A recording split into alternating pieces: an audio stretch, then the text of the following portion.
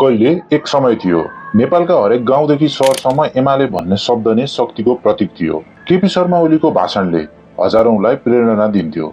युवाहरू we love you KP बा भन्दै कराउँथे।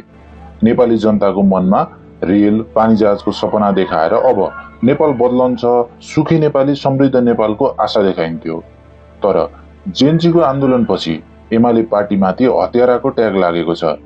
अध्यक्ष केपी शर्मा ओलीका अनुसार 5 मिनेट ढिलो भएको भए आन्दोलनकारीले मलाई मार्थे भनेर उनी भनिरहेका छन्। उनका घर जलाइयो र 10 दिन आर्मी क्याम्पभित्र सुरक्षा लिनुपर्ने स्थिति बन्यो। विक्रमसम्म 2074 सालको चुनावमा माओवादी र एमाले मिलेपछि चुनावमा ऐतिहासिक बहुमत ल्याए। यद्यपि 5 वर्षमा केपी शर्मा ओलीले 2 पटक संसद विघटन गरे। नेकपा फुटेर 3वटा पार्टी बने। जेनजी आन्दोलनपछि नेकपा एमाले प्रति जनताको विश्वास क्रमशः घट्दै गएको छ। युवा पुस्ता नयाँ विकल्पतर्फ मोडिएका छन्। यो भिडियोमा हामी बुझ्नेछौँ केपी शर्मा ओलीले नेतृत्व गरेको एमाले कसरी ओह्रालो लाग्यो, कसरी एक शक्तिशाली पार्टी आज हत्याराको पार्टीको ट्याग लागेर जनताको मनबाट हराउँदै गइरहेको छ।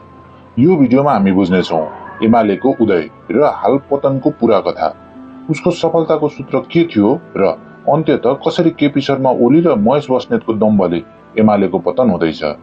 त्यसैले अन्त्यसम्म हेर्नुहोला। हाम्रो च्यानलमा नयाँ हुनुहुन्छ भने कृपया सब्स्क्राइब गरेर सहयोग गरिदिनुहोला। यो कथा केवल एमालेको कथा होइन, यो नेपालको राजनीतिक यथार्थको प्रतिबिम्ब हो। आउनुहोस् सुरु गरौँ।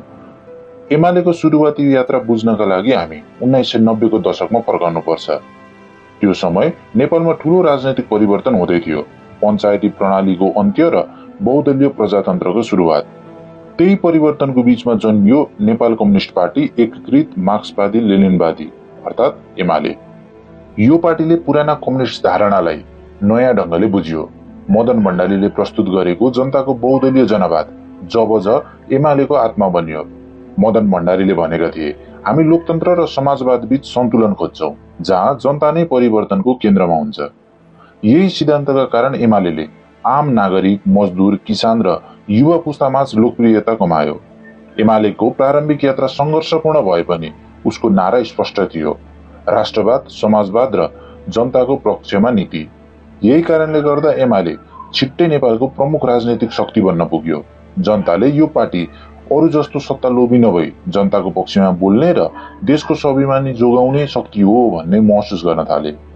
यसरी सुरु भएको यो यात्रा पछि नेपालकै राजनैतिक दिशालाई परिवर्तन गर्ने मोडमा पुगेको थियो।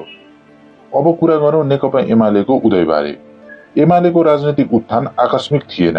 यो वर्षौंको संगठन, योजना र जनताको विश्वासको परिणाम थियो। सबैभन्दा पहिलो कुरा एमालेको बलियो संगठन र कार्यकर्ता संरचना। गाउँदेखि शहरसम्म हरेक वडामा एमालेका कार्यकर्ता सक्रिय छन्। युवा संगठन, महिला संगठन, शिक्षक, विद्यार्थी, किसान, आदिवासी जनजाति आदि इत्यादि थुप्रै जनवर्गीय संगठनहरू निर्माण गरेर एमालेले आफ्ना कार्यकर्ताहरू बटुलेको छ। यो जरा स्तरको पहुँच नै एमालेको सबैभन्दा ठूलो शक्ति हो। दोस्रो कारण केपी शर्मा ओलीको राष्ट्रवादी छवि र दृढ नेतृत्व। विक्रमसम्म 2072 सालमा भारतले नेपालमा अघोषित रूपमा नाकाबन्दी लगायो। यो क्रममा ओलीले आफूलाई राष्ट्रवादी नेताको रूपमा स्थापित गरे। नाकाबन्दीमा झुकेनन्। भारतसँग कूटनीतिक टकरावका बीचमा पनि उनले नेपालको चुच्चे नक्सा प्रकाशन गर्दै देश बचाउने नेताको रूपमा चित्रण हुन थाले। यद्यपि केही मानिसहरू र केही विश्लेषकहरूले यसलाई इस्टर्नको संज्ञा दिए। चुच्चे नक्सा प्रकाशन गरे पनि अतिक्रमण भूमि ल्याउन भने कुनै पनि उनले पहल गरेनन्। तेस्रो कारण समृद्ध नेपाल, सुखी नेपालीको नारा। केपी शर्मा ओलीले चुनाव ताकाका भाषणहरूमा जनतालाई ठूला ठूला सपना देखाए, रेल, पानीजहाज आदि इत्यादि। यस्ता ठूला भिजन र भाषणहरूले जनतामा आशा जगाएको थियो। तर कार्यान्वयन शून्य। न ओलीले रेल ल्याए न त पानीजहाज नै। उल्टै उनले नेतृत्व गरेको सरकार विभिन्न कमिसनका काण्डहरू र भ्रष्टाचारका काण्डहरूमा मुसिए। उनी पनि गिरिबन्धु टी स्टेट जग्गा प्रकरणमा मुसिए। भ्रष्टाचार गर्दिन र अरूलाई भ्रष्टाचार गर्न पनि दिदिन भन्ने उनको भनाइ पनि झुट साबित भयो र अन्ततः विक्रमसम्म 2074 सालमा नेकपा एमाले र नेकपा माओवादी बीच चुनावी सहकार्य गर्दै पार्टी एकीकरण गर्ने सहमति जुट्यो। नेपाली जनतालाई स्थायित्वको सपना देखाइयो। तर 2079 सालको चुनावसम्म आइपुग्दा नेकपा फुटेर 3 टुक्रा भयो। स्थायित्वको सपना पनि चकनाचुर भयो। यही क्षणदेखि सुरु भएको अर्को अध्याय। जहाँ शक्ति, स्वार्थ र असहमतिले एमालेको भित्री जगलाई हल्लाउन थाल्यो। अब कुरा गरौं एमाले जनताको विश्वास गुमाउँदै जानुका कारणबारे। एमालेको पतन अचानक आएको छैन, यो भित्रभित्रै बिस्तारै फस्टाएको असन्तुष्टिको परिणाम थियो। हाल जेनजी आन्दोलनपछि नेकपा एमाले सबैभन्दा अप्ठ्यारो स्थितिमा पर्यो। भदौ 23 गते र 24 गते जेनजी आन्दोलन भयो। जेनजीहरूको माग थियो सुशासन, भ्रष्टाचार रहित समाज, सामाजिक सञ्जाल खुल्ला र प्रत्यक्ष निर्वाचित प्रधानमन्त्री। तर 23 गतेको आन्दोलन हिंसात्मक बन्यो। सरकारले गोली चलायो, 19 जना ससाना भाइ बहिनीहरूको टाउकोमा गोली हानियो, छातीमा गोली हानियो र मृत्यु भयो। तर ओलीले राजीनामा दिनुको साटो मन्त्री परिषद बैठकमा समेत आत्मआलोचना समेत गरेनन्। त्यसपछि भदौ 24 गतेको आन्दोलन झन उग्र बन्यो। नेताहरूको घर जलाइयो, शेरबहादुर देउवा र उनकी पत्नीलाई कुटियो। नेताहरू ज्यान जोगाउन आर्मी ब्यारेकमा बस्नुपर्ने स्थिति बन्यो। यद्यपि 10 दिनको ब्यारेक बसाएपछि गुण्डु फर्केर पनि ओलीले आत्मआलोचना गरेका छैनन्, बरु आफ्नो कुनै पनि दोष नभएको भनेर भनिरहेका छन्। उता महेश बस्नेत पनि सक्छस् भने मलाई समाएर देखा भनेर खुलेआम प्रहरीलाई धम्की दिइरहेका छन्। यी सबै कारणहरूले गर्दा एमाले प्रति जनताको विश्वास कम हुँदै गएको देखिन्छ। एमालेबाट निर्वाचित केही जनप्रतिनिधिहरूले राजीनामा समेत दिएका छन्। कमल गाउँपालिकाकी उपमेयर, मेची नगरका वडा अध्यक्ष, अनेरास रिभ्यूका अध्यक्ष आदिले। र अन्तिममा एक समय पार्टीका लागि सङ्घर्ष गर्ने कार्यकर्ता आज मौन छन्। युवा पुस्ताहरू अन्य विकल्पतर्फ आकर्षित हुँदै गएका छन्। बालेन शाह, हर्क साम्पाङ, गोपी हमाल, कुलमान घिसिङ आदि प्रति युवाहरू आकर्षित छन्, किनकि युवाहरूका अनुसार पुराना पार्टीहरूले अब देशको भविष्य बनाउन सक्दैनन्।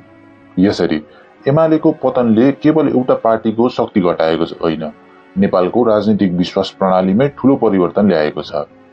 अहिलेको यथार्थ के हो भने एमालेको प्रभाव घट्दै गएको छ। जनताको मनमा पहिले जस्तो विश्वास अब बाँकी छैन। 2074 सालमा जुन जोश थियो, आज त्यो जोश न कार्यकर्तामा देखिन्छ न जनतामा। केपी ओलीले आन्दोलनपछि पनि राजीनामा दिएका छैनन्। अहिलेका भाषणमा पनि उनी आफू दोषी नभएको भन्दै फेरि त्यो पुरानो जोश जगाउन खोजिरहेका छन्। तर जनताको विश्वास भत्किएपछि फेरि त्यो पुरानो जोश फर्काउन सजिलो देखिँदैन। जेनजी आन्दोलनको प्रत्यक्ष असर एमालेमा परिरहेको छ। जेनजी र युवाहरू एमाले पार्टी प्रति अब कम भरोसा राख्छन् र यही कारण एमाले अहिले दुई बाटोको मोडमा उभिएको छ।